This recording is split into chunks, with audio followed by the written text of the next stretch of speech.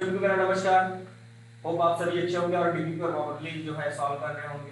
Quantum mechanics की हम बात करते हैं आज। तो क्वांटम मैकेनिक्स में हमने दो लेक्चर देखा हुआ है, जिसमें से लेक्चर नंबर 1 में हमने इंट्रोडक्टरी पार्ट देखा था और लेक्चर नंबर 2 में हमने डी ब्रॉगली हाइपोथेसिस और वेव वेलोसिटी और फेज वेलोसिटी के बारे में हमने देखा था, या ग्रुप वेलोसिटी के बारे में हमने देखा था साथ ही साथ हमने जो क्वेश्चन थे ग्रुप वेलोसिटी से रिलेटेड वो सब हमने देखे थे। आज हम लेक्चर 3 में देखने वाले हैं साई की हम बात करेंगे, वेव फंक्शन की हम बात करेंगे और वेव फंक्शन के लिए जो एक्सेप्टेबिलिटी के लिए जो कंडीशन होती है उसकी बात करेंगे। साथ ही साथ हम नॉर्मलाइजेशन कंडीशन और ऑर्थोगोनैलिटी प्रॉपर्टी की भी बात करने वाले हैं। तो चलिए स्टार्ट करते हैं लेक्चर को डिराक नोटेशन से। जैसे कोई भी स्टेट हो गया, क्वांटम स्टेट की अगर मैं बात करूं, डिराक नोटेशन स्टार्ट करते हैं। Dirac notation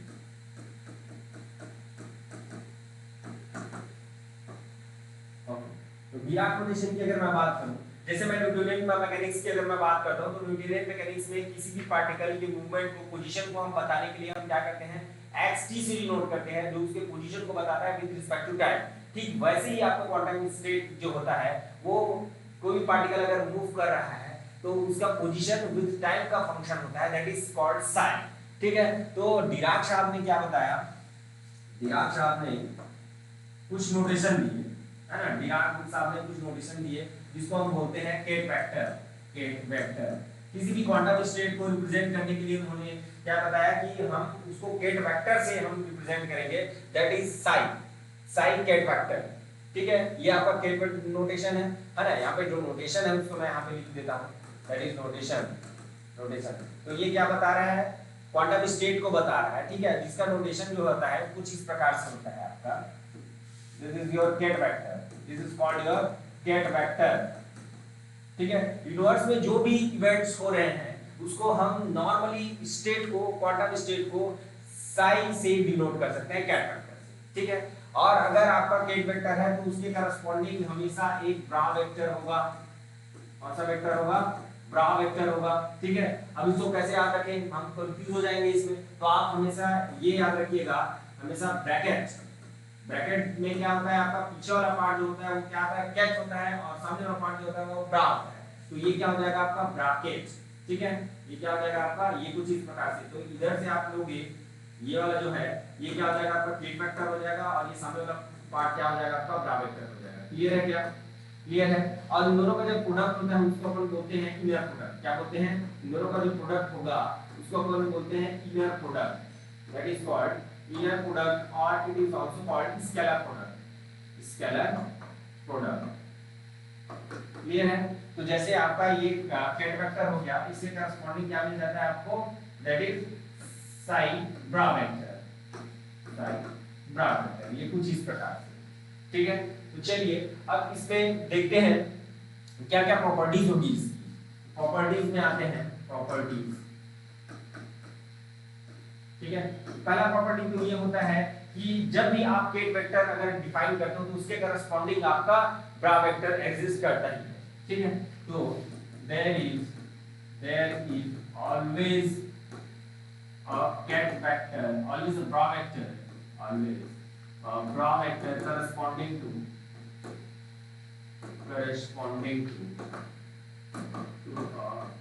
cat vector. ठीक है, तो जैसे मान लीजिए मैं अगर ये साई केट वेक्टर अगर डिफाइन कर रहा हूं तो इसके करस्पॉन्डिंग मुझे क्या मिलेगा, हमेशा एक ब्रा वेक्टर मिलेगा। ठीक है, चलिए दूसरा क्या होता है आपका, ये जो ब्रा वेक्टर जो होता है, this bra vector is nothing but complex conjugate of, complex conjugate of ket vector. ये केट वेक्टर का क्या होता है आपका, कॉम्प्लेक्स कॉन्जुगेट होता है। इस चीज को हम याद रखेंगे, है ना। जो ब्रा वेक्टर जो होता है वो कॉम्प्लेक्स कॉन्जुगेट होता है किसके, केट वेक्टर के। ठीक है, अब जैसे मान लीजिए मैं अगर कोई केट वेक्टर जो है डिफाइन करता हूं कुछ इस प्रकार से, कॉलम वेक्टर में अगर डिफाइन कर रहा हूं केट वेक्टर, तो इसका जो करस्पॉन्डिंग जो ब्रा वेक्टर जो है, इसके करस्पॉन्डिंग जो ब्रा वेक्टर मैं लिखूंगा, ठीक है, ये कुछ इस प्रकार से, ये आपका क्या हो जाएगा, that is your ket vector. तो इसके करस्पॉन्डिंग जो मैं ब्रा वेक्टर लिखूंगा कुछ इस प्रकार से, तो ये क्या हो जाएगा आपका, ये आपका कौन सा मैट्रिक्स है आपका, दैट इज कॉलम मैट्रिक्स। तो ये क्या हो जाएगा, रो बन जाएगा और उसका कॉम्प्लेक्स कॉन्जुगेट हो जाएगा, ये कुछ इस प्रकार से। क्लियर है क्या, ठीक है, और इन दोनों का हम इनर प्रोडक्ट भी ले सकते हैं, ठीक है, इनर प्रोडक्ट लेके निकाल सकते हैं। और चलिए दूसरा एग्जांपल देखते हैं। दूसरा एग्जांपल क्या हो जाएगा आपका, जैसे सपोज साइन इक्वल टू अगर e to the power i के x है ना, ये केट वेक्टर है आपका, सपोज ये आपका क्या है, केट वेक्टर है। तो केट वेक्टर है तो कुछ इस प्रकार से नोटेशन होगा उसका, और इसी का अगर मैं ब्रा वेक्टर अगर लिखूं तो क्या हो जाएगा, e to the power minus i के x हो जाएगा, ठीक है। क्या हो जाएगा, कॉम्प्लेक्स कॉन्जुगेट हो जाता है, i की जगह क्या आ जाता है, सीधी सी बात है माइनस i आ जाता है। क्लियर है, एकदम क्रिस्टल क्लियर है। चलिए नेक्स्ट प्रॉपर्टी की बात करते हैं, नंबर 2, ठीक है। तो नेक्स्ट प्रॉपर्टी है आपका कि जो भी आपका वेव फंक्शन है, ठीक है, वेव फंक्शन है या क्वांटम स्टेट है, जैसे मान लीजिए अगर आपके पास कोई कॉइन है, कॉइन को अगर मैं उछालूं तो दो पॉसिबिलिटीज है, एक हेड आने की पॉसिबिलिटीज है और दूसरा टेल आने की पॉसिबिलिटीज है। तो क्वांटम स्टेट को इसको रिप्रेजेंट करने के लिए हम क्या करते हैं, that is sine equal to c1 sin1 और c2 sin, और दोनों जो पॉसिबिलिटीज है, या तो जो c1 जो है वो एम्पलीट्यूड है आपका हेड आने का, और सपोज c2 है आपका टेल आने का प्रोबेबिलिटी, ठीक है। तो ये क्या बता रहा है, ये एम्पलीट्यूड है, this is nothing but your amplitude. अगर हमको प्रोबेबिलिटी चाहिए रहेगा, हमको c1 चाहिए रहेगा, तो हम क्या करेंगे, इसमें sin1 का मल्टीप्लिकेशन कर देंगे, या हम ब्रा वेक्टर का इनर प्रोडक्ट कर देंगे, sin1 के ब्रा वेक्टर का इनर प्रोडक्ट कर देंगे, तो हमको रिजल्ट मिल जाएगा, क्या रिजल्ट मिल जाएगा, हेड आने का, ठीक है। चलिए देखते हैं, मान लीजिए हम इसमें क्या कर देते हैं, sin1 कर देते हैं कुछ इस प्रकार से।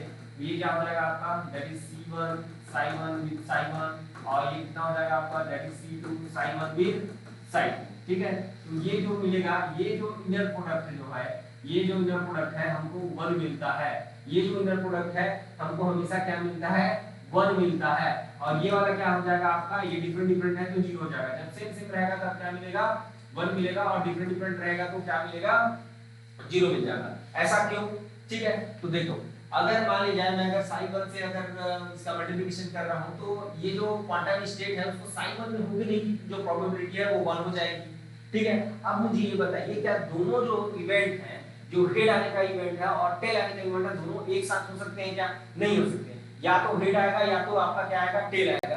तो या तो हेड आएगा या तो टेल आएगा, तो या तो इसकी एम्पलीट्यूड मिलेगी या तो इसकी एम्पलीट्यूड मिलेगी। तो जो प्रोबेबिलिटी जो होगी, हम यहाँ पे प्रोबेबिलिटी डिफाइन करेंगे, दैट इज प्रोबेबिलिटी। तो जो प्रोबेबिलिटी जो होगा वो क्या हो जाएगा आपका, that is sin1 with sin और इसका मॉड स्क्वायर, तो ये क्या हो जाएगा आपका c1 का स्क्वायर। ये आपका क्या हो जाएगा, probability of finding the particle at any instant. तो जो हेड आने की जो प्रोबेबिलिटी है वो कितनी हो जाएगी, that is c1 mod c1 square हो जाएगी। क्लियर है क्या, ठीक है। तो कुछ इस प्रकार से हम नोटेशन देते हैं, ओके, ठीक है। अब ये जो प्रोबेबिलिटी है वो क्या रिप्रेजेंट करता है, ये प्रोबेबिलिटी जो है वो क्या रिप्रेजेंट करता है, ये प्रोबेबिलिटी जो है रिप्रेजेंट करता है आपका, हम कई बार देख चुके हैं, कई बार मैंने लास्ट लेक्चर में भी कहा था कि ये जो प्रोबेबिलिटी जो होगी ये क्या रिप्रेजेंट करेगा, प्रोबेबिलिटी क्या बताएगा, the probability of finding the particle at any instant, probability of finding the particle of finding the particle at any instant,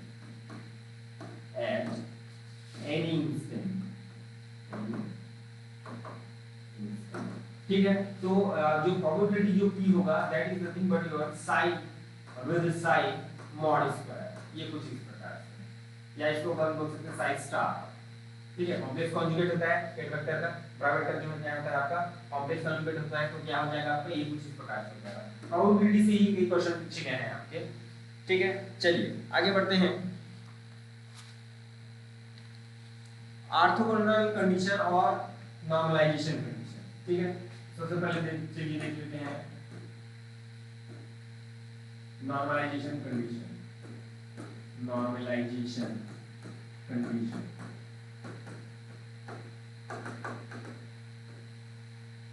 ठीक है।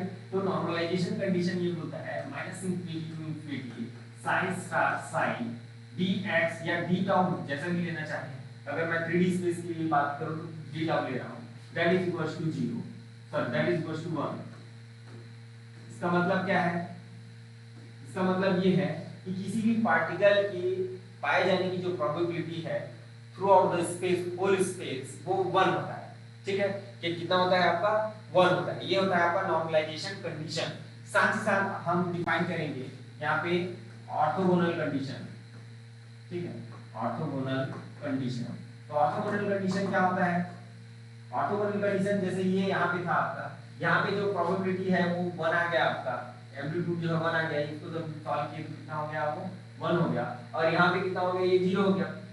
ये क्या बता रहा है आपको कि जो क्वांटम स्टेट है ना, क्वांटम स्टेट जो है एक बार में एक ही रिजल्ट देगा, दो रिजल्ट एक साथ नहीं दे सकता। या अपन बोल सकते हैं जो पार्टिकल के जो पाए जाने की प्रोबेबिलिटी है एक समय में एक ही जगह होगी, दो जगह नहीं हो सकता, है ना। तो ये क्या हो जाएगा आपका, ये ऑर्थोगोनल कंडीशन हो जाएगा। अगर दोनों में अगर 1 1 मिल जाता तो क्या होता? इसका मतलब ये होता कि पार्टिकल जो है दोनों जगह उसके पाए जाने की प्रोबेबिलिटी है, ठीक है, जो कि पॉसिबल है क्या? नहीं, ठीक है। दैट्स व्हाई ये क्या हुआ आपका नॉर्मलाइजेशन कंडीशन में हम इसको 1 लेते हैं, और ऑर्थोगोनल कंडीशन में ये क्या हो जाएगा आपका that is 0, that is sine star sine d of that equals to 0। तो ये आपका होता है ऑर्थोगोनल कंडीशन और नॉर्मलाइजेशन कंडीशन, ठीक है। इसमें बहुत सारे क्वेश्चन आपके बनते हैं। साथ ही साथ इसमें हम नॉर्मलाइजेशन जो कांस्टेंट निकालते हैं वो वाला क्वेश्चन भी आपका बनेगा, तो उन सबको मैं बताने वाला हूं। ये दो कंडीशन आप जो है याद रखेंगे। और नॉर्मलाइजेशन कंडीशन का आपका क्या होता है, इसका फिजिकल सिग्निफिकेंस क्या होता है, ये through out the space particle की पाए जाने की प्रोबेबिलिटी जो होती है वो 1 होती है, ठीक है। और ऑर्थोगोनल कंडीशन का क्या मतलब होता है कि एक साथ दो जगह प्रोबेबिलिटी पार्टिकल के पाए जाने की जो प्रोबेबिलिटी है वो क्या होती है, 0 होती है। एक साथ दो जगह मिल सकता है क्या? नहीं मिल सकता है। That's why that is equals to 0 and that is equals to 1। Clear है? ओके, चलिए आगे बढ़ते हैं। इन दोनों को मिला के हम उसको बोलते हैं आर्थो नॉर्मल कंडीशन। इन दोनों को मिला के जो हम लिखेंगे उसको बोलते हैं ortho normal condition, ortho normal condition. ये कुछ इस प्रकार है। तो ऑर्थो नॉर्मल कंडीशन जो होता है that is minus infinity to infinity, that is psi star psi d of that is equals to delta i j, ठीक है। ये क्रोनिकल डेल्टा है, ठीक है। तो क्रोनिकल डेल्टा का जो वैल्यू होगा delta i J that is equals to 1 for I equal to j, which is called normalization condition। इसको क्या बोलते हैं? normalization condition, ठीक है। और ये क्या हो जाएगा 0, और जब I is not equals to j इसको बोलते हैं ऑर्थोगोनल कंडीशन। इसको क्या बोलते हैं? ऑर्थोगोनल कंडीशन, ठीक है। ये दोनों चीजें जो है आपको क्लियर हुई। इसको आप चाहो तो एक बार में इसको याद रख लीजिए या इन दोनों को याद रख लीजिए, आप जैसा करना चाहें वैसा कर सकते हैं। क्लियर है क्या? ठीक है, ओके। तो ये आपका नॉर्मलाइजेशन कंडीशन में बेसिकली याद रखिएगा 1 जब मिलेगा तो ये जो दोनों जो वेव फंक्शन है ये वो आपका सेम होना चाहिए। और ऑर्थोगोनल कंडीशन में क्या हो जाएगा, वो डिफरेंट वेव फंक्शन है वो एक दूसरे के ऑर्थोगोनल। मैट्रिक्स वाले हमने जब आइगन वेक्टर की क्लास हुई थी उसमें मैंने बताया था कि डिफरेंट अगर आपके आइगन वैल्यूज हैं, जो हमने डायगोनलाइजेशन पे जो एक लेक्चर किया हुआ था उसमें मैंने बताया था कि अगर different non degenerate eigen values हैं तो उसके जो आइगन वेक्टर जो होंगे एक दूसरे के क्या होंगे, ऑर्थोगोनल होंगे। जबकि अगर डीजेनरेट आ जा रहा है तो उसमें ऑर्थोगोनल होने की कंडीशन नहीं होती है, और ऐसा नहीं होने से आप बेसिस वेक्टर नहीं लिख पाओगे और क्वांटम स्टेट को आप रिप्रेजेंट नहीं कर पाओगे। क्लियर है? ओके, चलिए आगे बढ़ते हैं। अब बेसिकली जो क्वेश्चन आता है वो किस प्रकार का आता है? क्वेश्चन आप लोग का ये होगा कि भाई ये सब तो हम पढ़ लिए, अब क्वेश्चन किस प्रकार का आता है वो हमको बताइए। तो चलिए देखते हैं, पहले क्वेश्चन से स्टार्ट करते हैं। Check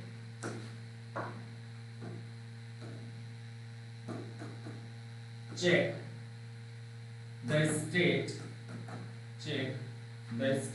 that is psi is equals to 1/2 u1 plus 1/2 u2 is normalized or not, where u1 and u2 are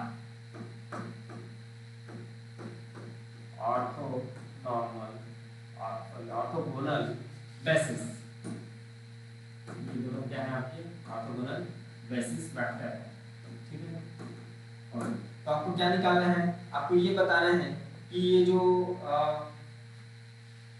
आपके वेव फंक्शन जो दिया हुआ है ये आपका नॉर्मलाइज्ड है कि नहीं। ठीक है। तो नॉर्मलाइजेशन होने के लिए क्या होता है, एक कंडीशन होता है आपका, अभी हमने देखे थे नॉर्मलाइजेशन होने के लिए क्या कंडीशन होता है आपका, that is psi that is equal to 1। ये आपको कितना आना चाहिए, आपका 1 आना चाहिए। ये आपका क्या होता है, आपका कंडीशन होता है। तो चलिए देखते हैं, साई विद साई करते हैं इसको, तो क्या हो जाएगा आपका, देखिए दैट इज 1/2। हां क्या है आपका, दैट इज, चलिए मैं एक बार इसको बराबर करके फॉर्म में लिख देता हूं, कुछ इस प्रकार से इसको बराबर करके फॉर्म में लिखेंगे हम, that is u1 plus 1/2 that is u2, और ये हो जाएगा इसका इनर प्रोडक्ट किसके साथ, आपका 1/2 u1 1/2 u1, ये कुछ इस प्रकार से u1 और 1/2 ये कितना हो जाएगा, u2 हो जाएगा कुछ इस प्रकार से, दैट इज इक्वल टू 1। ठीक है। अब ये जो u1 वाला है केवल u1 के साथ मल्टीप्लिकेशन होगा इसका, ठीक है। ये कितना हो जाएगा, दैट इज 1/4, इसके साथ तो 0 हो जाएगा क्योंकि ऑर्थोगोनल बेसिस वेक्टर है, ये पहले बताया हुआ है। फिर इसका उसके साथ होगा तो कितना हो जाएगा, 1/4 हो जाएगा, दैट इज इक्वल टू 1।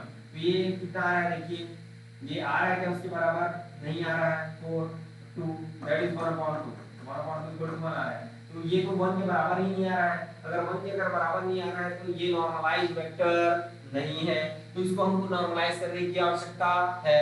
तो हम क्या कर देंगे, चलिए आगे देखते हैं। तो इसको हमको नॉर्मलाइजेशन कंडीशन निकालने के लिए हम डिफाइन कर लेते हैं, सपोज a से इसको मल्टीप्लिकेशन कर देते हैं जो कि नॉर्मलाइज्ड कांस्टेंट होगा। नॉर्मलाइजेशन कांस्टेंट सपोज हमारा a है, तो ये कितना हो जाएगा, that is u1 plus 1/2 u2, और ये कितना हो जाएगा आपका फाइनली, अगर मैं साई विद साई करूंगा तो कितना आ जाएगा आपका, ये 1 के बराबर होना चाहिए, तो ये कितना हो जाएगा आपका, दो बार जब आएगा तो a² हो जाएगा, और इसको दो बार करेंगे तो ये 1/4 हो जाएगा, ये भी कितना हो जाएगा 1/4 हो जाएगा, दैट इज इक्वल टू 1। ये जो मैंने लास्ट टाइम किए थे, ये जो लास्ट टाइम किए थे इसको मैं फिर से लिख रहा हूं, 1/4 डायरेक्ट लिख दिया है, और ये क्या हो जाएगा आपका a² इसका भी आएगा और इसके बराबर वेक्टर का भी आएगा, तो ये a² हो जाएगा। ये कुछ इस प्रकार से होगा, तो a² अपॉन कितना 2/4 हो जाएगा, दैट इज इक्वल टू 1, और a² upon 2 that is equal to 1, और ये a इक्वल टू कितना हो जाएगा आपका √2 हो जाएगा, ये कुछ इस प्रकार से। तो हमारा जो साई जो है वो कितना हो जाएगा, a का हमने मल्टीप्लिकेशन किया था और a का वैल्यू कितना है, √2 है, और ये कितना हो जाएगा 1/2 that is u1 plus that is 1/2 u2, ये आपका दिया हुआ है। अब इसको अगर मल्टीप्लिकेशन कर देंगे तो 1/2, और ये मैं अलग-अलग लिख देता हूं इसको, ये कुछ इस प्रकार से कॉमन कर दिया, तो ये क्या बन गया आपका, साई बन गया, ये कुछ इस प्रकार से। ठीक है। तो ये जो वेक्टर होगा ये नॉर्मलाइज्ड वेक्टर है आपका, ये जो वेक्टर है वो नॉर्मलाइज्ड वेक्टर है। सबसे पहला काम, अगर एग्जाम में कोई भी क्वेश्चन अगर आता है साई से रिलेटेड, साई इक्वल टू कुछ भी अगर दिया हुआ है, तो सबसे पहले आपको चेक करना होगा कि जो वेक्टर दिया हुआ है, जो क्वांटम स्टेट दिया हुआ है, वो नॉर्मलाइज्ड है कि नहीं है। ये पहला आपको चेक करना रहेगा कि नॉर्मलाइज्ड है कि नहीं है। ठीक है। उसके बाद ही आप आगे बढ़ेंगे, या उसके बाद ही उस क्वेश्चन को आप जो है सॉल्व करेंगे। चलिए इसको देख लीजिए एक बार, उसके बाद चलिए हम आगे बढ़ते हैं।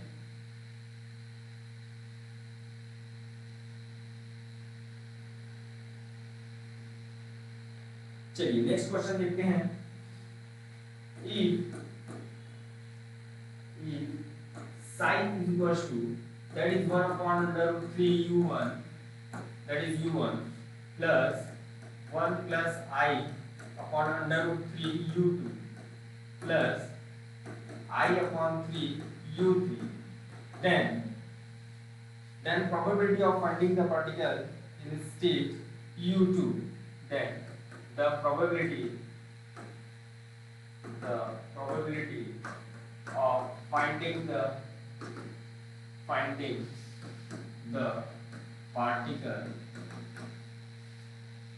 in u2 state where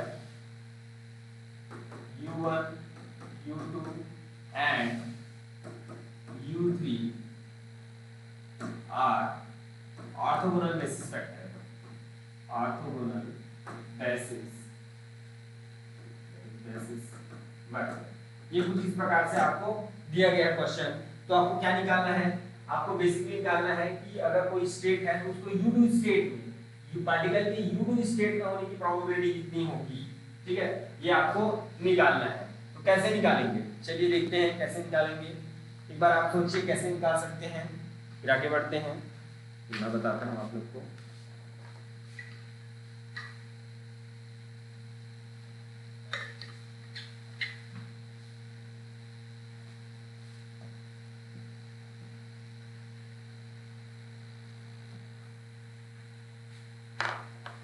चलिए, तो सबसे पहला काम आपको क्या करना है कि ये जो स्टेट दिया हुआ है वो आपका नॉर्मलाइज्ड है कि नहीं।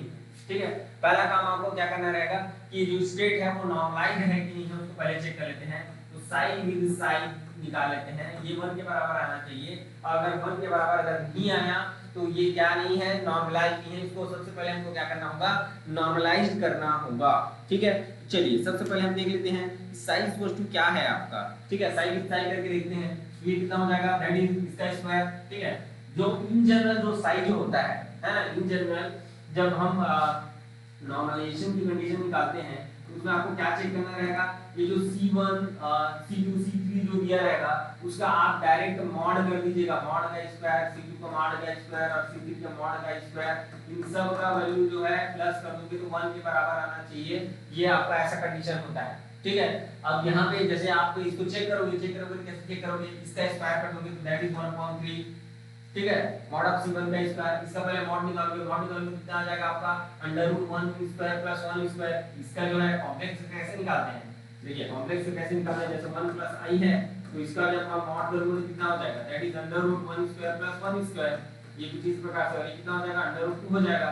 अब इसका मॉड का स्क्वायर करना है, ठीक है, तो क्या हो जाएगा, 2 आ जाएगा वहां पे, ये कितना हो जाएगा प्लस 2/3 हो जाएगा और ये कितना आ जाएगा आपका 1/9 हो जाएगा। ये कुछ इस प्रकार से, तो ये 1 के बराबर आएगा क्या, देखिए ये 3 हो जाएगा, ये 6 हो जाएगा, प्लस 1 हो जाएगा और ये 0.9 3/9 आ रहा है। ये क्या 1 के बराबर आया, not equal to 1, not equal to 1 इसका मतलब क्या है, ये नॉर्मलाइज्ड नहीं है। नॉर्मलाइज्ड अगर नहीं, नॉर्मलाइज्ड नहीं है तो उसको हमको क्या करना पड़ेगा, नॉर्मलाइज करना पड़ेगा। तो उसके लिए क्या होता है आपका, that is mod of a square. इसको मैं देखिए डायरेक्ट कर रहा हूं, है ना, मॉड ऑफ a स्क्वायर जो है साइन विद साइन जो है किसके बराबर होना चाहिए, 1 के बराबर होना चाहिए। अब ये तो मॉड ऑफ साइन स्क्वायर जो है, mod of a square sine with sine कितना निकाला था, that is 10/9 that is equal to 1। तो ये कितना हो जाएगा आपका, मॉड ऑफ a जो है ये कितना हो जाएगा आपका 9/10 का क्या हो जाएगा, अंडर रूट हो जाएगा। तो फाइनली मॉड ऑफ a कितना मिल जाएगा आपको, 3/√10 मिल जाएगा।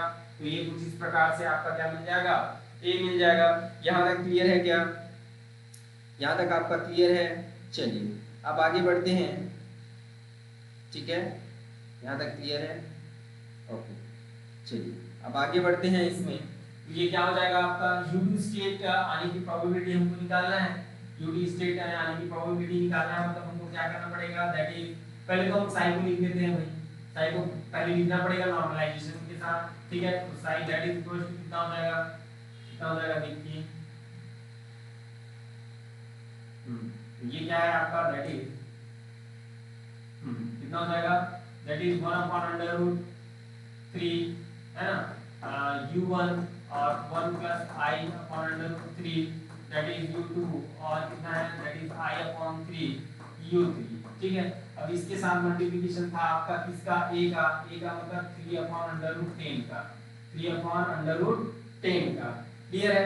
अब मैं क्या निकालना चाह रहा हूँ, देखिए अब आगे हम क्या निकालना चाह रहे हैं आगे, that is probability of finding the particle at u2। तो ये कितना हो जाएगा, u2 का इसको मल्टीप्लिकेशन करोगे, u2 का इनर प्रोडक्ट करोगे तो केवल क्या मिलेगा आपको, u2 वाला मिलेगा। तो ये कितना हो जाएगा आपका, दैट इज 3/√10 और ये कितना हो जाएगा आपका, दैट इज 1 + i/√3 और u2 विद u2, बाकी सब के साथ 0 हो जाएगा, केवल u2 के साथ बस मिलेगा। तो ये कितना हो जाएगा आपका, 0 हो जाएगा, सॉरी 1 हो जाएगा, ये वाला क्या बन जाएगा, तो 1 हो जाएगा। तो ये कितना मिलेगा आपको 3, ये √3 हो गया, √3/√10 और ये 1 + i। तो ये क्या है आपका, that is u2 with sign. ठीक है, अब जब प्रोबेबिलिटी निकालेंगे तो इसका क्या हो जाएगा, u2 विद साइन का मॉड का स्क्वायर हो जाएगा। तो ये आपका प्रोबेबिलिटी होगा। तो प्रोबेबिलिटी क्या हो जाएगा, देखिए इधर ये 3/10 हो जाएगा और इसका जब निकालोगे तो ये कितना हो जाएगा, * 2 हो जाएगा। कितना आ जाएगा देखिए, * 5। तो 3 क्या हो जाएगा 5, इसका क्या हो जाएगा, फाइनल आंसर हो जाएगा probability of finding the state in u2। ठीक है, u2 की स्टेट में पार्टिकल के पाए जाने की प्रोबेबिलिटी जो है कितनी हो जाएगी आपकी, 3/5 के बराबर हो जाएगी। क्लियर है क्या, ये एकदम क्रिस्टल क्लियर होना चाहिए आपको। चलिए देख लीजिए इसको, फिर आगे बढ़ते हैं।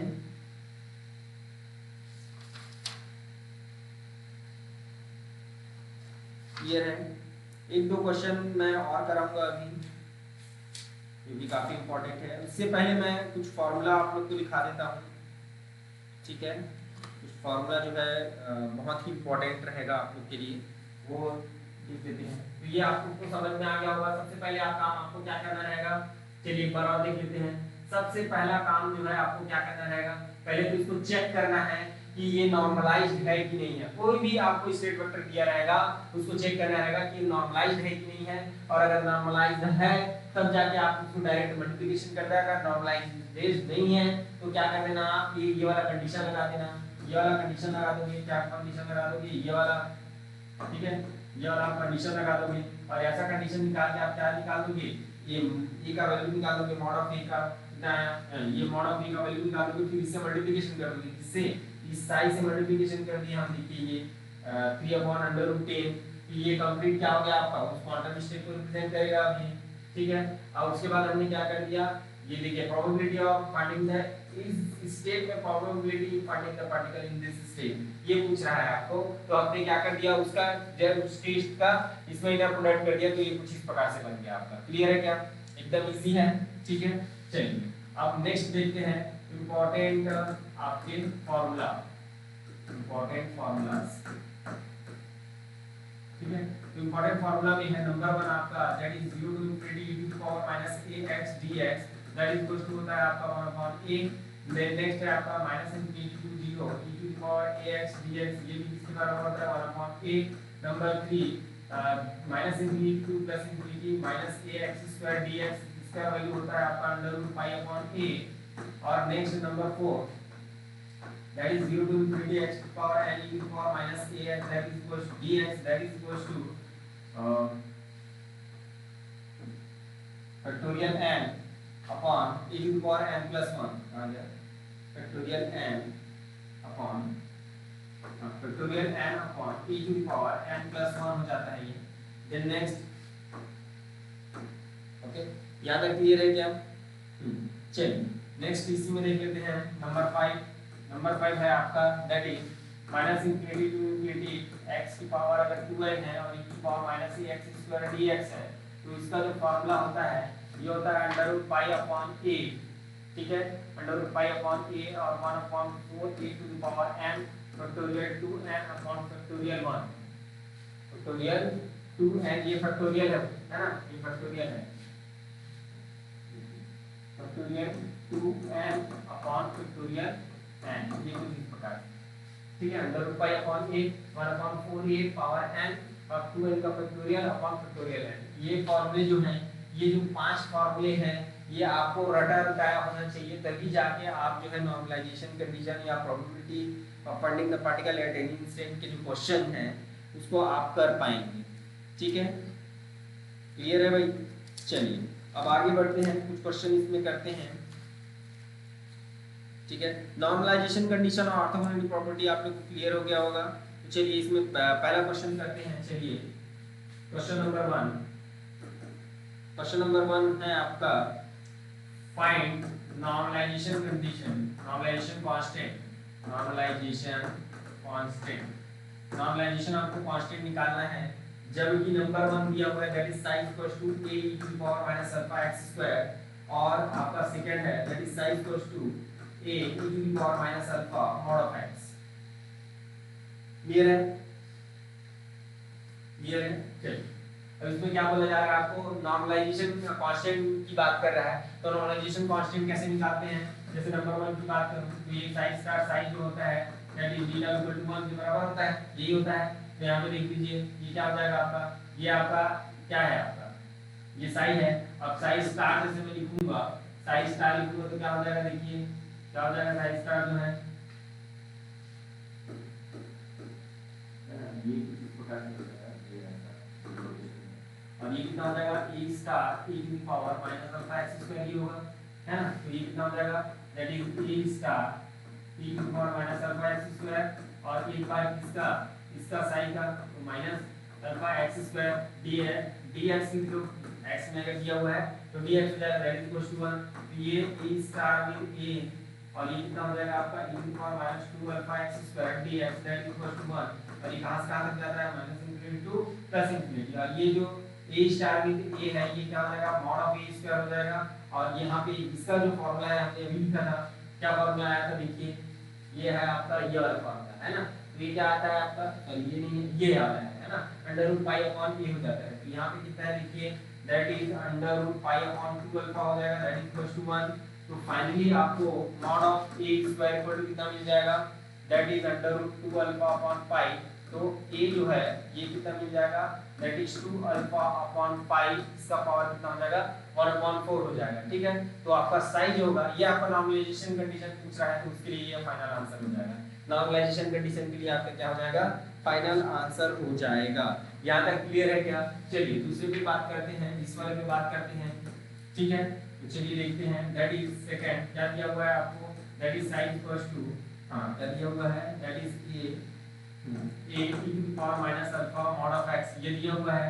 तो नॉर्मलाइजेशन कंडीशन जो होता है sine star with sine, that is dx that equals to 1, ये क्या होता है आपका minus infinity to plus infinity होता है, ये जो होता है आपका minus infinity to plus infinity होता है। तो क्या हो जाएगा आपका, देखिए ये हो जाएगा आपका minus infinity to plus infinity a star e to the power minus mod x और a e to the power minus mod x dx that equals to the 1।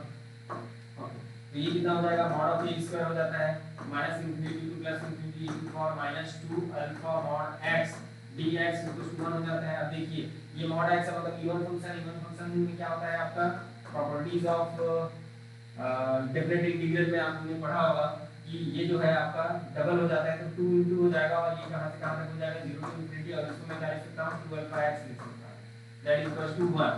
अब इसमें मैं फार्मूला लगाऊंगा तो कितना हो जाएगा, that is 2 mod of a square that is equals to, ये कितना हो जाएगा आपका 1/2 अल्फा इनटू कितना हो जाएगा 1/2 अल्फा, 1/a होता है ना उसका, दैट इज इक्वल्स टू 1। तो ये कितना हो जाएगा 2 आपका cancel, mod of a square into 1 upon कितना हो जाएगा alpha that is equals to 1, then mod of a equal to कितना हो जाएगा अल्फा, देन ये a इक्वल टू कितना हो जाएगा mod of a equal to under root alpha. ये कुछ इस प्रकार से आपका फाइनल आंसर हो जाएगा। तो कुछ इस प्रकार से आपके नॉर्मलाइजेशन कंडीशन से क्वेश्चन आएंगे, इसको आपको सॉल्व करना रहेगा। उसके लिए सबसे ज्यादा इंपॉर्टेंट ये है कि आपको पता होना चाहिए ये जो फॉर्मूले हैं, ये जो फॉर्मूले हैं ये सारे फॉर्मूले आपको पता होना चाहिए, तभी जाके आप क्वेश्चन को अटेम्प्ट कर पाएंगे और सही आंसर निकाल करके ला पाएंगे। क्लियर है क्या? चलिए आगे एक क्वेश्चन और करते हैं, एक क्वेश्चन और कर लेते हैं। सपोज हाइड्रोजन एटम की अगर मैं बात करूं, हाइड्रोजन एटम में जो साइन होता है that is a e to the power minus r upon a not होता है। तो इसके लिए आप नॉर्मलाइजेशन कंडीशन निकालिए। तो यहाँ पे जो minus r upon a not है ना, तो ये किस में बात कर रहा है, स्फेरिकल पोलर कोऑर्डिनेट में बात कर रहा है। तो जो d टाउ जो लेंगे वॉल्यूम एलिमेंट जो है वो हम क्या लेंगे, that is r² sin theta d theta d phi, ठीक है, dr d theta d phi. तो ये कुछ इस प्रकार से लेंगे। तो हमारा जो साइन जो है that is sin star d tau, ये कुछ इस प्रकार से होगा, दैट इज इक्वल टू कितने के बराबर होना चाहिए, 1 के बराबर होना चाहिए। तो ये कितना हो जाएगा आपका, सीधा मैं इसको mod ऑफ a स्क्वायर लिख रहा हूं, वो सब बार-बार लिखने की आपको आवश्यकता नहीं है, सीधा mod ऑफ a स्क्वायर लिख दीजिए। और ये कितना हो जाएगा d to the power minus r, तो ये दो बार आएगा तो इसको मैं क्या लिख सकता हूं, कुछ इस प्रकार से लिख सकता हूं 2r अपॉन a नॉट लिख सकता हूं कुछ ऐसा। और d टाउ के लिए क्या लिख दूंगा, that is r² that is sin theta d theta dr d phi that is equal to 1। तो dr d थीटा और d phi, sin theta d theta d phi, इन तीनों का अगर मैं कैलकुलेशन करता हूं, तो मैंने पहले भी करवाया है इसको, एक बार और देख लीजिए, इसके बाद मैं और नहीं कराऊंगा, इसको डायरेक्ट मैं लिखा करूंगा, है ना। तो sin थीटा d थीटा जो d फाई जो होता है that is equal to that is 0 to pi. sin theta का जब आप करेंगे तो ये क्या आ जाएगा आपका माइनस cos थीटा आ जाएगा, और ये कहां से कहां तक होगा 0 टू पाई होगा। और जैसे मैं इसका फाई का करूंगा तो ये कितना हो जाएगा, d फाई का फाई हो जाएगा और 0 टू 2 पाई हो जाएगा। तो फाइनली हम देखिए अगर पाई को अगर मैं पुट करता हूं तो कितना आ जाएगा, माइनस माइनस प्लस 1 हो जाएगा, और cos 0 इज 1, है ना, 1 नट माइनस माइनस माइनस प्लस हो जाएगा, और माइनस माइनस प्लस होकर 1 हो जाएगा, और ये कितना हो जाएगा आपका 2 पाई हो जाएगा। तो फाइनली कितना देगा 4 पाई देगा। तो ये वाला पार्ट जो है हमेशा क्या देता है आपका 4 पाई देता है। तो इसको मैं 4 पाई सामने ही लिख देता हूं, दैट इज 4 पाई, और ये mod ऑफ a स्क्वायर हो जाएगा, क्या बचेगा आपका e to power r square minus 2r upon e not, और ये कितना हो जाएगा आपका dr that is equal to 1। ये कहां से कहां तक है आपका, दैट इज 0 टू इंफिनिटी। इस वाले केस में क्या होता है, हमारा जो ए जो आता है ना, मतलब रेडियस जो देते हैं हाइड्रोजन एटम में, दैट इज 0 टू इंफिनिटी, कुछ भी हो सकता है, 0 टू इंफिनिटी हम ले सकते हैं, तो ये कितना आ जाएगा आपका 0 टू इंफिनिटी हो जाएगा। क्लियर है क्या? क्लियर, एकदम क्रिस्टल क्लियर है। ठीक है, चलिए अब आगे बढ़ते हैं। ये कितना हो जाएगा, दैट इज 4 पाई और मॉड ऑफ ए स्क्वायर हो गया, और ये कितना आ जाएगा आपका, ठीक है, तो ये कितना आ जाएगा फैक्टोरियल 2 अपॉन ए नॉट, और ये फैक्टोरियल 2 है, फैक्टोरियल एन है ना, ये क्या आ रहा है देखिए, यहाँ पे क्या आ रहा है, यहाँ पे 2 है तो फैक्टोरियल 2 आ रहा है, और 2 + 1 यानी कि 3 हो जाएगा यहाँ पे, है ना, ये वाला फॉर्मूला देखिए।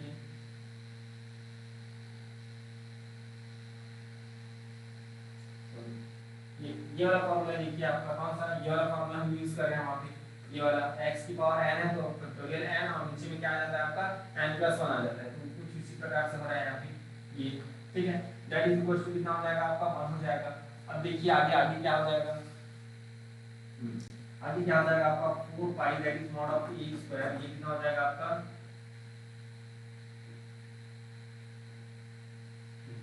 ये हो जाएगा 2 अपॉन, ये हो जाएगा 8 a not cube that is equal to 1, और ये कितना हो जाएगा, सभी जो है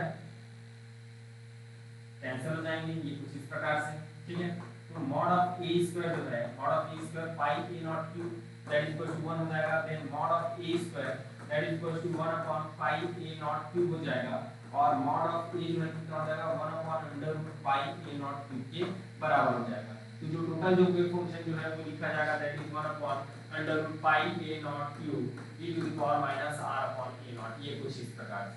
तो इसका नॉर्मलाइजेशन कांस्टेंट जो है 1 upon under root pi a not cube के बराबर होगा। क्लियर है यहाँ तक? तो ये कुछ इस प्रकार के क्वेश्चन थे, और क्वेश्चन जो है मैं डीपीपी में आप लोग के लिए डाल दूंगा, वहां पे आप अच्छे से प्रैक्टिस कीजिए। प्रोबेबिलिटी है, आप प्रोबेबिलिटी से जो रिलेटिव जो क्वेश्चन है उसको भी मैं डाल दूंगा। जितना ज्यादा आप प्रैक्टिस करोगे उतना ही ज्यादा आप परफेक्ट होते जाओगे, जो कि बहुत ही जरूरी है। बहुत ही कम समय में आपको ज्यादा से ज्यादा क्वेश्चन जो है वो करने होते हैं। क्लियर है? चलिए देखते हैं आगे।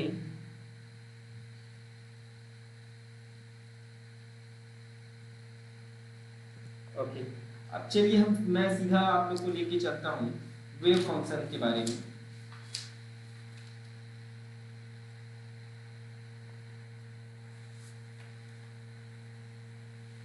ठीक है, चलिए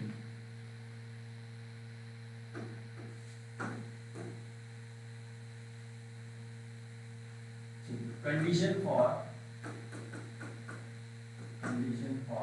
एक्सेप्टेबल वेव फंक्शन, एक्सेप्टेबल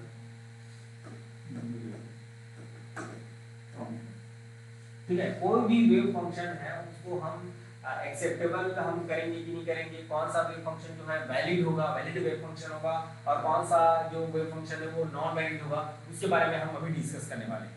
ठीक है, ओके, चलिए आगे बढ़ते हैं। इसमें 1 मिनट रुकिएगा, चेक कर लेता हूँ।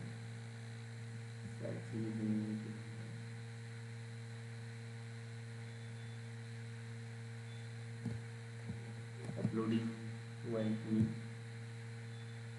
60% हुआ है।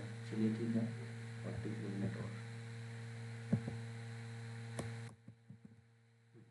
चलिए, condition for acceptable wave function. ठीक है, तो उसके लिए कुछ कंडीशन होते हैं, उस कंडीशन को पहले आपको जानना होगा, उसके बाद हम चेक करेंगे वेव फंक्शन। देखिए ऐसे क्वेश्चन कई बार आए हुए हैं। ठीक है, इससे रिलेटेड जो क्वेश्चन मैं जितने भी अभी यहाँ पे वेव फंक्शन बताऊंगा, हो सकता है कि उनमें से कोई एक आपको एग्जाम में दिखे। राइट, ठीक है, चलिए तो देखते हैं। नंबर वन ये है कि function should be, wave function should be single value, should be single value. ये क्या होना चाहिए आपका? सिंगल वैल्यू होना चाहिए, मतलब सिंगल वैल्यू होना चाहिए। अगर सिंगल वैल्यू नहीं होगा तो क्या होगा? सिंगल वैल्यू अगर नहीं होगा तो पार्टिकल की अलग अलग जगह पाए जाने की प्रोबेबिलिटी जो है वो 1 आएगी, मतलब पार्टिकल यहाँ भी मिलेगा आपको, पार्टिकल वहां भी मिलेगा, जो कि पॉसिबल है क्या? नहीं है। पार्टिकल केवल एक ही जगह पे हो सकता है, एक बार में केवल एक ही जगह पे प्रेजेंट हो सकता है। इस वजह से ये क्या होगा? वेव फंक्शन शुड बी और सिंगल वैल्यू। सेकंड, ठीक है, सेकंड क्या है आपका? Wave function should be continuous. ये क्या होना चाहिए? कंटीन्यूअस होना चाहिए।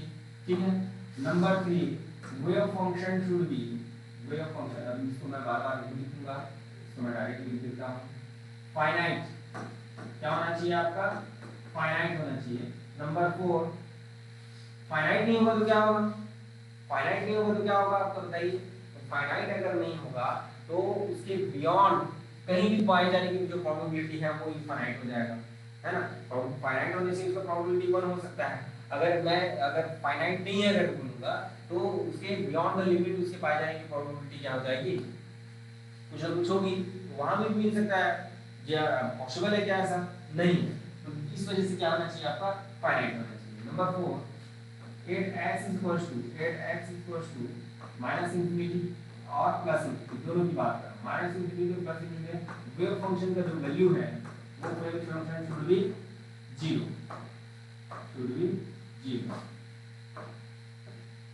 ठीक है।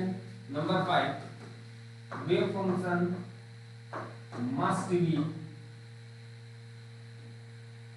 must be square integrable, ठीक है। ये जो वेव फंक्शन है वो हमेशा क्या होना चाहिए आपका, स्क्वायर इंटीग्रेबल होना चाहिए। तो ये 5 कंडीशन है जिसमें से पहला आपका सिंगल वैल्यूड होना चाहिए, दूसरा क्या है आपका कंटीन्यूअस होना चाहिए, तीसरा क्या होना चाहिए आपका फाइनाइट होना चाहिए, चौथा क्या होना चाहिए माइनस इंफिनिटी प्लस इंफिनिटी। जब आप पुट करोगे तो वेव फंक्शन जो है वहां पे कितना मिलना चाहिए आपको, 0 मिलना चाहिए, वेव फंक्शन वहां पे 0 हो जाना चाहिए। और नंबर 5 क्या है आपका, स्क्वायर इंटीग्रेबल होना चाहिए। जो 5 कंडीशन है इसको अगर फुलफिल कर रहा है कोई भी आपका वेव फंक्शन तब जाके क्या होगा, वो एक्सेप्टेबल वेव फंक्शन होगा। क्लियर है। चलिए अब इसमें चेक करते हैं, क्वेश्चंस लेते हैं हम क्वेश्चन, ठीक है। क्वेश्चन में नंबर 1 हम लेते हैं, that is size equals to हम ले लेते हैं that is a sin x, ठीक है। अब यहाँ पे जो हम रेंज ले रहे हैं that is minus infinity to plus infinity, है ना। यहाँ पे जो रेंज ले रहे हैं हम माइनस इंफिनिटी टू आपका प्लस इंफिनिटी है, ठीक है। अब चलिए देखते हैं। तो पहला कंडीशन क्या है आपका, सिंगल वैल्यूड होना चाहिए। तो हाँ भैया ये सिंगल वैल्यूड होता है, कोई दिक्कत नहीं है, सिंगल वैल्यूड है, कोई दिक्कत नहीं है। सेकंड क्या है आपका, इसका वैल्यू फाइनाइट होना चाहिए। क्या होना चाहिए आपका, फाइनाइट होना चाहिए। हाँ तो हम जानते हैं कि -1 से +1 के बीच में इसका वैल्यू जो है वेरी करता है, तो ये भी क्या हो जाएगा आपका, क्लियर हो जाएगा। नंबर सी देखते हैं कंटीन्यूअस। तो हाँ हम जानते हैं कि इसका जो ग्राफ से हमको पता चलता है कि ये क्या है आपका कंटीन्यूअस है, ठीक है। यहाँ पे देखिए इसका ये कंटीन्यूअस तो रहेगा ही, है ना। साथ ही साथ इसका फर्स्ट डेरिवेटिव जो है साइन तो कंटीन्यूअस रहेगा ही। First derivative that is del psi upon del x, del psi upon del y, del psi upon del z, ये भी क्या होंगे आपके कंटीन्यूअस होंगे, राइट। तो यहाँ पे देखिए ये तो कंटीन्यूअस है ही, साथ ही साथ इसका अगर मैं del by del x अगर sin x को अगर निकालूं तो ये cos x आता है, cos x भी क्या होता है आपका कंटीन्यूअस होता है, कोई दिक्कत नहीं है। नंबर डी की अगर मैं बात करूं, ये x tends two plus minus infinity, तो x tends two plus minus infinity के करूंगा तो ये क्या हो जाएगा, इनफाइनाइट हो जाएगा, sin x क्या हो जाएगा आपका इनफाइनाइट हो जाएगा, ठीक है। तो हम बोल सकते हैं। और हाँ नंबर तो ये वाला फुलफिल नहीं हुआ। नंबर ई की अगर मैं बात करूं, स्क्वायर इंटीग्रेबल, तो ये भैया आपका स्क्वायर इंटीग्रेबल आपको निकालना पड़ेगा, that is minus square integrable actually basically क्या बताता है आपका, क्या बताता है एरिया अंडर द कर्व, है ना। जब आप इसका एरिया ड्रॉ करोगे तो एरिया अंडर द कर्व को बताएगा। एरिया अंडर द कर्व जो है वो अगर आपका फाइनाइट है तब क्या हो जाएगा आपका स्क्वायर इंटीग्रल जो है वो क्या होगा, फाइनाइट होगा। तो ये हो जाएगा आपका mod of sine square that is dx that must be finite. ये क्या होना चाहिए आपका फाइनाइट होना चाहिए, ठीक है। तो जब आप इसको निकालोगे तो ये भी क्या हो जाएगा, सपोज अगर चलो फाइनाइट हो जाएगा तो ये जो पार्ट है ये आपका क्या हो जाएगा, ये आपका इनफाइनाइट हो गया है। तो ये एक्सेप्टेबल है क्या, ये एक्सेप्टेबल नहीं है। तो आप सीधे यहाँ पे लिख देंगे नॉट एक्सेप्टेबल। ये जो वेव फंक्शन दिया आप ये हो, ये कोई एक्सेप्टेबल वेव फंक्शन नहीं है। क्लियर है। तो ये आपको समझ में आया, ये आपको एग्जाम में लिखेगा, इस टाइप के क्वेश्चन आएंगे आपके, ठीक है। तो फर्स्ट वीक तो आपका क्लियर था। चौथा में आपको क्या रख के लिखना है, प्लस माइनस इंफिनिटी रख के लिखना है, x की जगह प्लस माइनस इंफिनिटी रख के देखोगे अगर 0 के बराबर आ रहा है तब जाके वो क्या होगा, फाइनाइट होगा। मतलब वेव फंक्शन जो है 0 होना चाहिए कहां पे, प्लस माइनस इंफिनिटी पे। नेक्स्ट नंबर ई जो है स्क्वायर इंटीग्रेबल, ये आपको चेक करना रहेगा। तो यहाँ पे जैसे मैं चेक करना चाहूँ तो क्या हो जाएगा, that is minus infinity to plus infinity. ये तो डायरेक्ट दिख रहा है आपका, क्या हो जाएगा, ये नॉट स्क्वायर इंटीग्रेबल हो जाएगा, नॉट हो जाएगा, ठीक है, दैट इज इनफाइनाइट। ओके, इसका आप स्क्वायर करोगे और स्क्वायर करने के बाद क्या करोगे, इसका इंटीग्रेशन करोगे तो ये इनफाइनाइट आएगा। क्लियर है क्या? बिकॉज जब इसको आप लिखोगे, इसको किस फॉर्म में लिखोगे, that is 1 minus cos 2x लिखोगे इसको, है ना, 1/2 1 माइनस cos 2x लिखोगे और x का कितना हो जाएगा, 1 का कितना आ जाएगा, x आ जाएगा और x की जगह माइनस इंफिनिटी और प्लस इंफिनिटी पुट करोगे तो इंफिनिटी आ गया, इंफिनिटी आएगा तो इनफाइनाइट हो जाएगा। तो ये भी क्या नहीं है आपका स्क्वायर इंटीग्रेबल भी नहीं है, तो ये कुछ इस प्रकार से ये क्या हो जाएगा, नॉट एक्सेप्टेबल हो जाएगा। क्लियर है क्या? यहाँ तक क्लियर है?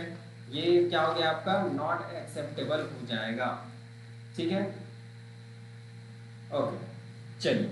अब ये जो है नॉट एक्सेप्टेबल है, लेकिन आप लोगों ने इसको देखा होगा, है ना, ये जो फंक्शन जो मैंने अभी लिखा था that is a sin x जो है, वो आप लोगों ने पार्टिकल इन द बॉक्स के लिए आपने वेव फंक्शन लिखा है, वहां पे तो आता है, वो कैसे आता है, तो चलिए देखते हैं। इसमें अगर आप लोग इसको चेक कीजिएगा, अगर मैं रेंज दे दूं, है ना, इसका जो रेंज जो है उसको मैं चेंज कर दूं, ये जो हम साइन में लिख रहे थे, सपोज ये जो आपका a sin x जो आ रहा है, ये आपका रेंज आ रहा है किसमें, दैट इज 0 to a, और बाकी में क्या हो जा रहा है, ये अगर 0 हो जा रहा है तब जाके ये क्या होगा, एक्सेप्टेबल होगा। आप इसमें इसको चेक कीजिएगा, ठीक है, इसमें इसको चेक कीजिएगा।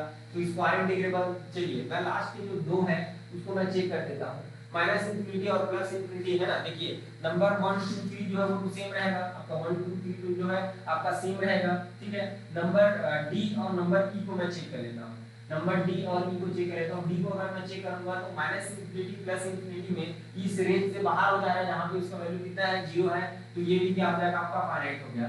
अब स्क्वायर इंटीग्रेबल है कि नहीं, स्क्वायर इंटीग्रेबल है कि नहीं उसको चेक कर लेते हैं। तो नंबर ई स्क्वायर इंटीग्रेबल के लिए आपको क्या चेक करना पड़ेगा, तो ये तो आपका जो वेव फंक्शन है वो 0 to a है, तो ये कितना हो जाएगा, that is sin square x dx, that is equal to कितना हो जाएगा आपका, दैट इज 1/2, हां 0 to a, ये कितना हो जाएगा 1 माइनस cos 2x हो जाएगा, और ये dx, तो ये कितना मिल जाएगा आपका, दैट इज 1/2, और ये कितना हो जाएगा 0 to a, इसको इंटीग्रेट कर दो, इंटीग्रेट कर दो कितना आ जाएगा आपका x आ जाएगा, और ये माइनस कितना हो जाएगा आपका, that is sin 2x upon कितना हो जाएगा 2, और ये कितना हो जाएगा, that is 0 to a। Clear है क्या? ठीक है, तो ये कितना आ जाएगा आपका, दैट इज 1/2, और ये कितना हो जाएगा a माइनस sin a, और 0 को देखो सब 0 हो जाएगा, ये कुछ इस प्रकार से आएगा।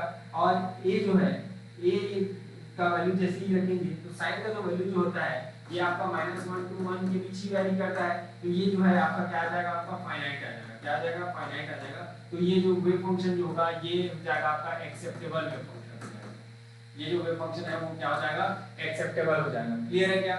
उस कंडीशन में जब आप रेंज को चेंज कर दोगे, रेंज जब -इंफिनिटी टू प्लस इंफिनिटी था, तो ये जो वेव फंक्शन है वो क्या नहीं होगा आपका, एक्सेप्टेबल नहीं होगा। बट 0 to a अगर कर दोगे तो ये जो वेव फंक्शन है वो क्या हो जाएगा आपका, एक्सेप्टेबल वेव फंक्शन कहलाएगा। ठीक है, चलिए नेक्स्ट देखते हैं, नेक्स्ट एग्जांपल की ओर चलते हैं। That is second example, that is sin equal to है आपका x minus, sorry that is 4 minus mod of x। तो चलिए इसमें नंबर ए सिंगल वैल्यूड है, सिंगल वैल्यूड है क्या बताइए, ये mod ऑफ x है तो प्लस माइनस दोनों देगा, ठीक है, प्लस माइनस दोनों देगा तो कुछ ना कुछ तो उसका वैल्यू आएगा, तो ये सिंगल वैल्यूड हो जाएगा, कोई दिक्कत नहीं है। नंबर बी कंटीन्यूअस है क्या, कंटीन्यूअस, तो ये जो mod ऑफ x जो होता है ये कंटीन्यूअस नहीं होता है, क्योंकि बीच में जब x इक्वल टू 0 होता है वहां पे ये ब्रेक हो जाता है, तो इस वजह से ये कंटीन्यूअस नहीं है, तो ये क्या नहीं होगा, एक्सेप्टेबल नहीं होगा। ठीक है, बाकी चीजों को आप चेक कर सकते हैं, that is not acceptable because it is not continuous, it is not continuous function and its derivative, it's not derivable, derivable, ठीक है, ये डेरिवेबल नहीं है, ठीक है, इसका डेरिवेटिव फाइंड नहीं किया जा सकता, डेरिवेबल नहीं है, दैट्स व्हाई ये क्या होगा आपका, नॉट एक्सेप्टेबल होगा। क्लियर है क्या? चलिए आगे चलते हैं, नंबर 3, नंबर 3 है आपका, that is sin equals two plus minus √8x। अगर ये कुछ इस प्रकार से आपको अगर वेव फंक्शन अगर दिया हुआ है, मैं बहुत सारा भी वेव फंक्शन का प्रैक्टिस अभी कराने वाला हूं, तो इन सब को आप लोग ध्यान से देखिएगा, एग्जाम में आपको ऐसी टाइप के वेव फंक्शन वहां पे मिलेंगे। क्लियर है भाई? चलिए देखिए, नंबर 1 क्या चेक करते हो आप, सिंगल वैल्यूड है कि नहीं है, तो भैया आपका प्लस माइनस दिख रहा है तो ये तो सिंगल वैल्यूड है ही नहीं, ठीक है, तो ये सिंगल नॉट सिंगल वैल्यूड, ठीक है, ये क्या आ जाएगा आपका, not single valued, single valued, ये सिंगल वैल्यूड नहीं है, सिंगल वैल्यूड नहीं है तो इसका काम खत्म हो गया यहीं पर से, ये नॉट एक्सेप्टेबल हो जाएगा सीधा। क्या हो जाएगा, नॉट एक्सेप्टेबल हो जाएगा। ठीक है, बाकी कंटीन्यूअस है या नहीं उसको चेक करने की जरूरत ही नहीं है। ये प्लस माइनस आ गया, इसका मतलब क्या हो गया आपका, ये मल्टीपल वैल्यूड है। मल्टीपल वैल्यूड का क्या मतलब हो जाएगा, पार्टिकल के दो जगह पाए जाने की प्रोबेबिलिटी होगी जो कि पॉसिबल नहीं है। दैट्स व्हाई कितना हो जाएगा आपका, नॉट एक्सेप्टेबल हो जाएगा। चलिए नेक्स्ट देखते हैं।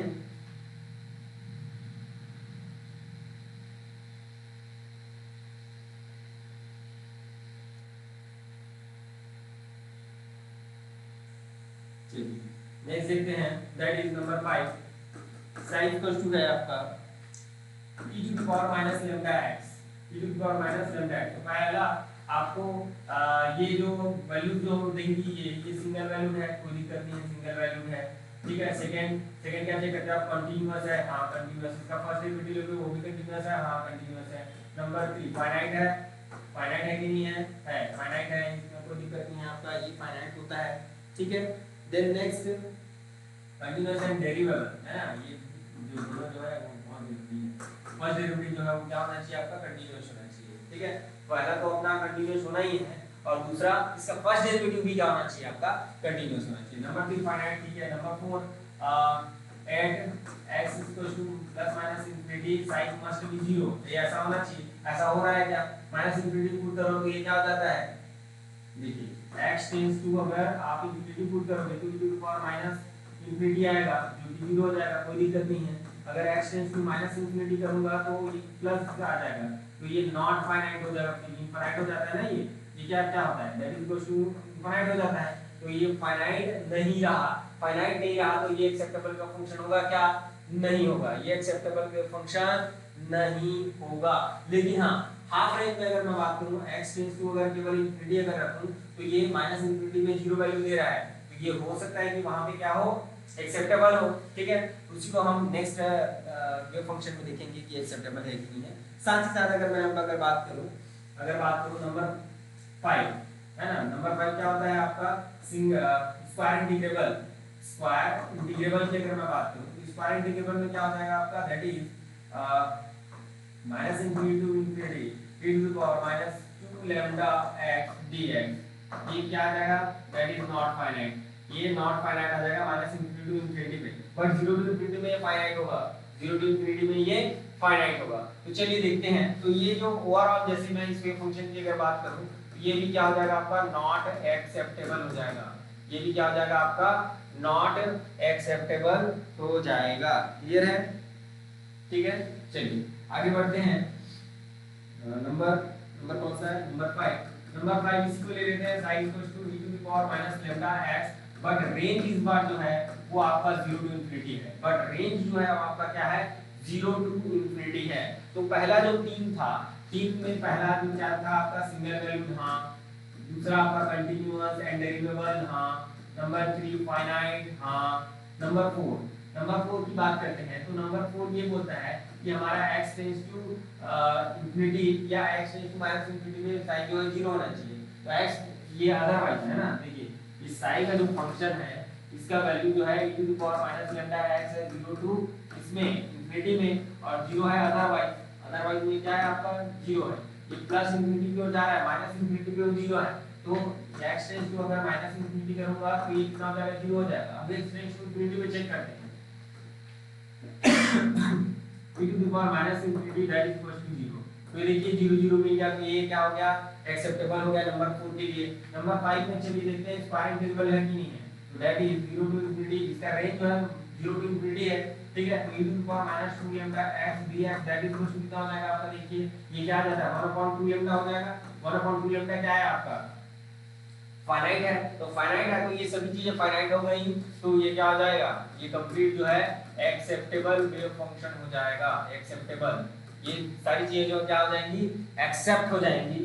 क्लियर है क्या, ठीक है। तो ये जो वेव फंक्शन है इस रेंज में, इस पर्टिकुलर रेंज में ये क्या होगा, एक्सेप्टेबल होगा। अगर आपको रेंज दिया हुआ है 0 टू अगर इंफिनिटी तब जाके एक्सेप्टेबल होगा, और 0 माइनस इंफिनिटी टू अगर प्लस इंफिनिटी दिया हुआ है तो एक्सेप्टेबल नहीं होगा। क्लियर रहेंगे आप लोग, ये 0 टू इंफिनिटी में ही आपका एक्सेप्टेबल होगा, अदरवाइज एक्सेप्टेबल नहीं होगा। Is that clear. चलिए ओके, चलिए हम कुछ ग्राफ से देख लेते हैं और मैं कुछ क्वेश्चन जो है आप लोग के लिए होमवर्क भी दूंगा जिसमें आपको चेक करना रहेगा।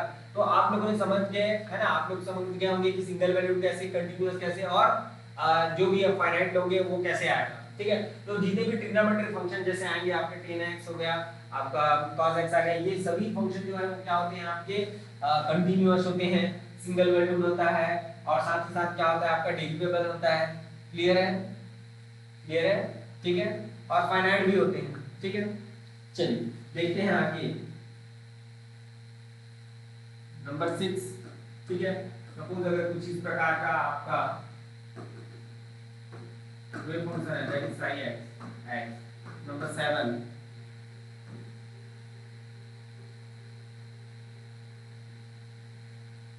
यहाँ पे कोई लिख है,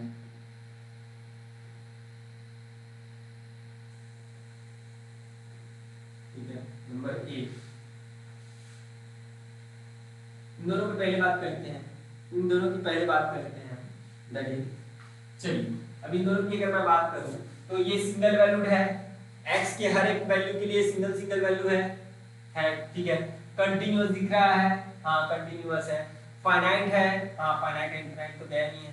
ठीक है, और क्या चेक करते हैं कि चौथा नंबर हम चेक करते हैं कि x tends to minus infinity और प्लस इंफिनिटी में ये क्या जीरो हो रहा है, हाँ जीरो हो जा रहा है, प्लस इंफिनिटी में जीरो हो जा रहा है, माइनस इंफिनिटी में इसका वैल्यू ही नहीं है। ठीक है, माइनस इंफिनिटी में इसका वैल्यू नहीं है, तो ये जो वेव फंक्शन जो होगा, ये जो वेव फंक्शन होगा एक्सेप्टेबल होगा 0 टू इंफिनिटी के लिए। 0 टू इंफिनिटी में क्या हो जाएगा, ये एक्सेप्टेबल हो जाएगा, ये वाला जो वेव फंक्शन हो जाएगा क्या हो जाएगा आपका एक्सेप्टेबल हो जाएगा। अब इसकी मैं अगर बात करूं तो ये सिंगल वैल्यूड है, हाँ है, क्या फाइनाइट है, हाँ है, लेकिन अगर मैं कंटीन्यूअस की अगर मैं बात करूं, कंटीन्यूअस और डेरिवेबल की अगर बात करूं तो यहाँ पे पीक आ रहा है, देखिए ये पीक आ रहा है, तो इस पॉइंट में ये जो फंक्शन जो है वो क्या नहीं होगा, कंटीन्यूअस तो है बट इसका फर्स्ट डेरिवेटिव जो है निकाल पाना संभव नहीं है। ठीक है, दैट्स व्हाई ये क्या हो जाएगा, नॉट एक्सेप्टेबल। ठीक है, ये नंबर 7 जो क्या हो जाएगा आपका नॉट एक्सेप्टेबल हो जाएगा। देन नेक्स्ट देखते हैं नंबर 8। इस प्रकार से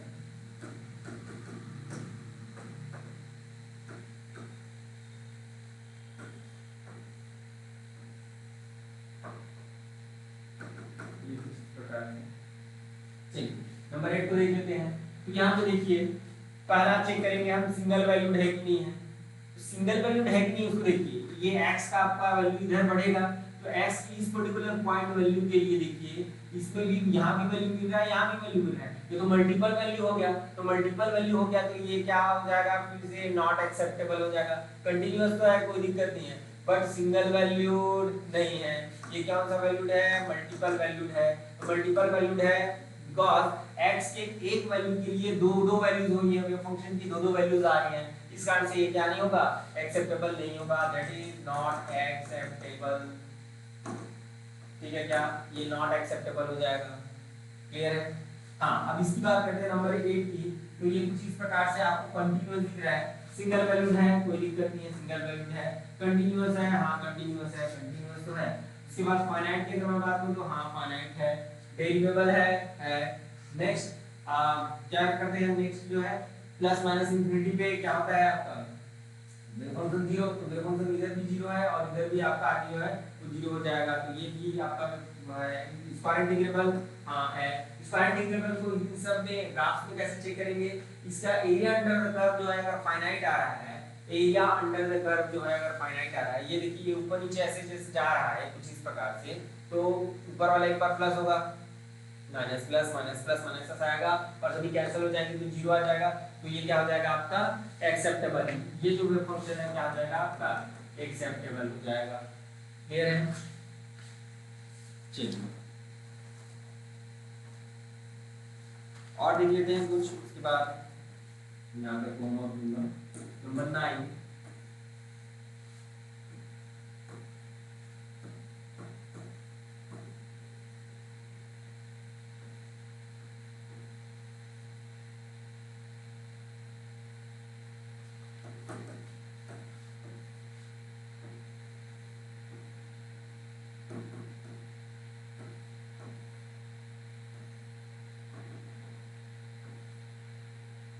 चलिए इतना ही देखते हैं।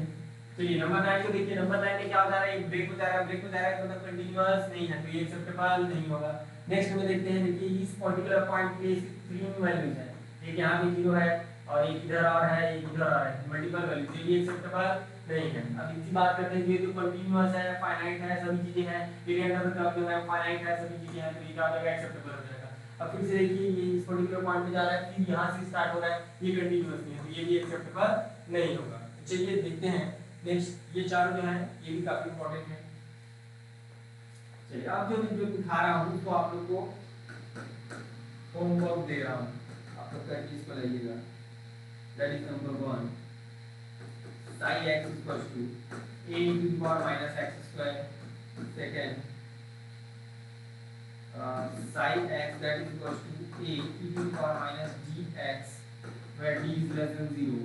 Number third, मैं नेक्स्ट क्लास में इसको डिस्कस करने वाला हूँ, बट आप लोग एक बार इसको ट्राई कीजिएगा। दैट इज 0, ठीक है। Number 4, that is sin x that is equals to x to the power minus m by x। ये जो चार जो है वो आप जो है एक और ले सकते चार के साथ एक फ्री, ये कुछ इस प्रकार से, ठीक है। तो ये 5 क्वेश्चन जो है आप लोग जो है इसको चेक कीजिएगा कि ये जो है एक्सेप्टेबल वेव फंक्शन है कि नहीं है। एक्सेप्टेबल वेव फंक्शन है या नहीं, इस पे क्वेश्चन आते हैं, आप बिल्कुल सीरियस होकर इन सब प्रॉब्लम्स को कीजिएगा और जितने भी मैंने अभी लिखाए हैं उन सब को आप कॉपी में नोट कर लीजिएगा और कौन कौन से कंडीशन होते हैं ये सब आपको बताना चाहिए। नेक्स्ट क्लास में हम नॉर्मलाइजेशन से और क्वेश्चन में लेकर आऊंगा और साथ ही साथ इस पे जो होमवर्क मैं दे रहा हूँ उसको डिटेल से हम डिस्कस करने वाले हैं। तो आप लगातार जो है पढ़ाई करते रहिए, गर्मी का मौसम स्टार्ट हो गया है तो अपना ख्याल रखिए और लगातार आप पढ़ते रहिए, ठीक है। Thank you.